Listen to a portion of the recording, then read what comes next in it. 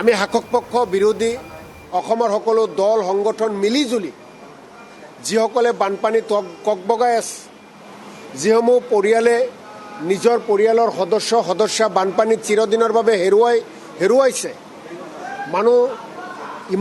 মানুহৰ ইমান ক্ষতি হৈছে, ধ্বংসলীলাত পৰিণত হৈছে, সেই সময়খিনিত আমি বিৰোধীয়ে চৰকাৰক সহযোগিতা কৰিব বিচাৰোঁ। চৰকাৰেও আমাৰ পৰা সহযোগিতা ল'ব লাগে আৰু মিলিজুলি ৰাজনীতিৰ ওপৰত গৈ মানৱতাৰ ধৰ্ম পালন কৰি আমি মানুহখিনিৰ কাষত থিয় হ'ব লাগে। তেনেকুৱাভাৱে বিধানসভাত আমি কথাবোৰ কৈছিলোঁ আৰু চৰকাৰত সেইদিনা বিবৃতি দিছিল। যোৱাকালি অখিল গগৈ ডাঙৰীয়া বিধানসভাত আহি সদন স্থগিত প্ৰস্তাৱ এটা আগবঢ়াইছিল।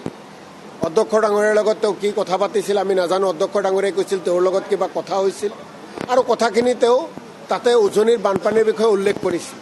আৰু সেই সময়ত আমাৰ বিৰোধী দলপতি আৰু আমাৰ ফালৰ পৰা আপোনালোকে যদি বিধানসভাৰ গোটেইখিনি চাই, ভিডিঅ'খিনি আপোনালোকে চাই, আমি থিয় স্পীকাৰ ডাঙৰীয়াক অখিল গগৈ ডাঙৰীয়াক কথা কোৱাৰ সুযোগ দিয়াৰ বাবে আমি অনুৰোধ জনাইছিলোঁ। কিন্তু অধ্যক্ষ ডাঙৰীয়াই অখিল গগৈ ডাঙৰীয়াক 2 মিনিট সময় দিয়া বুলি কৈছিল। অখিল গগৈ ডাঙৰীয়া কথাখিনি তাতে ক'বলৈ চেষ্টা কৰিছিল। তাৰপিছত তেখেতে হঠাৎ অধ্যক্ষ ডাঙৰীয়াৰ লগত তৰ্কতৰ্কিত লিপ্ত হয়। অধ্যক্ষ ডাঙৰীয়াও নাকচ কৰিলে। গতিকে এনেকুৱা কথা বাৰ্তাবিলাক তেওঁ চৰকাৰক কি কয় এইটো বেলেগ কথা, অধ্যক্ষ ডাঙৰীয়াক কি কয় বেলেগ কথা। কিন্তু আমি কংগ্ৰেছ বিধায়িনী দলে, আমাৰ দলপতি আমি আৰু মই নিজেও থিয় হৈ অখিল গগৈ ডাঙৰীয়াক উজনিৰ বানপানীৰ বিষয়ে কোৱাৰ সুযোগ দিয়াৰ কাৰণে আমি অনুৰোধ জনোৱাৰ পিছত বাহিৰত আহি আপোনালোকৰ আগত আমাৰ কথাবিলাক অলপ বেলেগ ধৰণে উপস্থাপন কৰিছে। গতিকে মই এইকাৰণেই কৈছোঁ যে এয়া ৰাজনীতিৰ সময় নহয়।